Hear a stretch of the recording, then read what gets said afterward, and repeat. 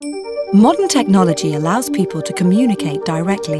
Voice and video calls, emails, pictures and instant messages travel directly from A to B, maintaining trust between individuals no matter how far apart they are. When it comes to money, people have to trust a third party to be able to complete a transaction.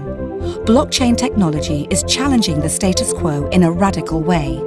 By using math and cryptography, blockchain provides an open, decentralized database of any transaction involving value, money, goods, property, work, or even votes, creating a record whose authenticity can be verified by the entire community. The future global economy will move towards one of distributed property and trust, where anyone with access to the internet can get involved in blockchain-based transactions, and third-party trust organizations may no longer be necessary. The uses of blockchain technology are endless. Some expect that in less than 10 years it will be used to collect taxes.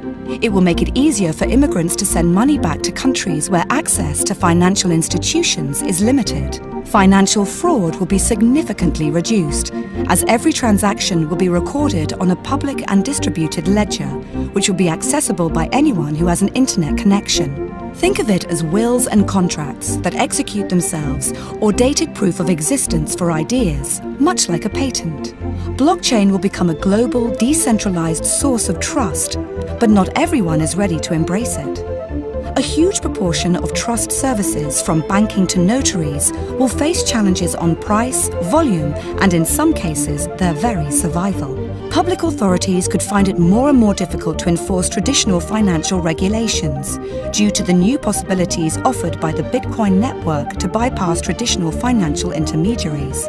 Unimagined new networks will evolve to meet society's needs more cheaply and potentially more securely. Will governments, financial and legal institutions embrace blockchain? What will happen to the ones who don't?